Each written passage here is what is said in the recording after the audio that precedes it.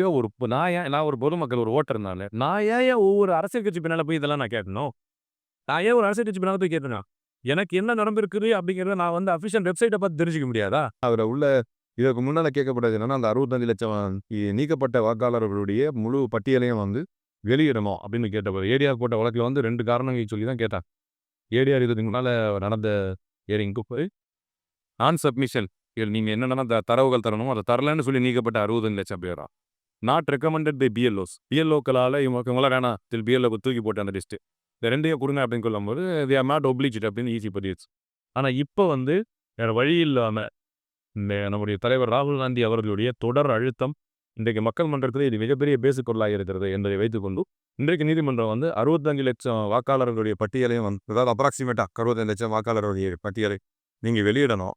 அத வந்து election commission பீகாருடைய election commission வந்து தன்னுடைய அஃபிஷியல் வெப்சைட்ல வெளியிடணும். அத வந்து எந்த அளவுக்கு வெளியிடணும் அப்படின்னு சொன்னா, ஒரு லேமேன் கூட புரிஞ்சுக்க கூடிய அடிப்படையில, அதாவது ஒரு எளியவர்கள் கூட விளங்கிக் கொள்ளக்கூடிய அடிப்படையில அது அது வெளியிடணும். அத வந்து எந்த அளவுக்கு வெளியிடணும்னா, பூத் லெவல்ல இருக்கக்கூடிய இடங்கள்ல வந்து மேனுவல் பேப்பரா வெளியிட்டு, அதுல வந்து அறிவிப்பு இருக்கணும். நீங்க வந்து ஆதார் கார்ட எடுத்துக்கிட்டு போனீங்கன்னு சொன்னா, உங்கள மீண்டும் நாங்க சேர்த்துக்குவோம் என்கின்ற அறிவிப்போட இருக்கணும்.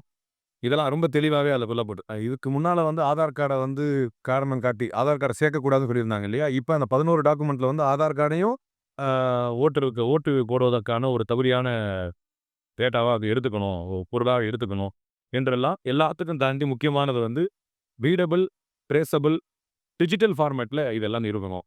இல்ல டிஜிட்டல் ஃபார்மேட்லலாம் குடுக்கக்கூடாது. அதுக்கு வந்து வழக்கு இருக்குது. 1970ல உள்ள வழக்கு சம்மந்தமா நீட்டிட்டு போங்கயா அப்படின்ற மாரி ஜஸ்டிஸ் கான்ட் வந்து சொல்லிட்டாரு. ஏன்னா, இன்றைக்கு நீதிமன்றம் நடந்து கொண்ட விதத்தை கவனிக்கும் பொழுது, முழுக்க முழுக்க ஜனநாயகத்தை வேண்டி விரும்பி இருக்கக்கூடிய மக்கள் தலைவர் ராகுல் காந்திக்கு பின்னால் திரண்டிருக்கிறார்கள் என்பதை தெளிவாக உணர்த்தி காட்டிக் கொண்டிருக்கிறது. 1978 வழக்கிலே வந்து 78ல உச்சநீதிமன்றத்திலே M S. Gill versus election commission உடைய வழக்குல வந்து ரொம்ப தெளிவா எலக்ஷன் கமிஷன் சொல்லிச்சு, law makers unforeseen by law maker.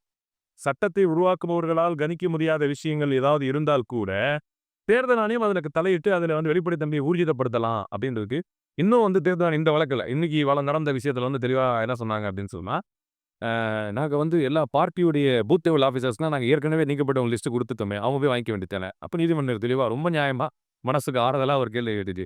என்றெல்லாம் வந்து இன்னைக்கு கிடுக்குப்பிடி கேள்விகளை வந்து உச்சநீதிமன்றம் கேட்டிருக்கிறது. அது ஏன் கேட்டிருக்கிறது என்று சொன்னால், இன்றைக்கு தலைவர் ராகுல் காந்தி அவர்கள் முன்னெடுத்த அந்த விஷயம் நீங்க சொன்ன மாதிரி 7ஆம் தேதி அவர் போட்ட அந்த தேசத்தை பாதுகாக்கும் பொதுவாகவே அணுகுண்டு என்பது அழிவுக்குரியது. இந்த அணுகுண்டு என்பது தேசத்தை பாதுகாக்கக்கூடிய அணுகுண்டு என்பதை இன்றைக்கு தேர்தல் ஆணையம் கொடுத்திருக்கக்கூடிய இடைக்கால இளைப்பாறுதல் மூலமாக நம்மால் விளங்கி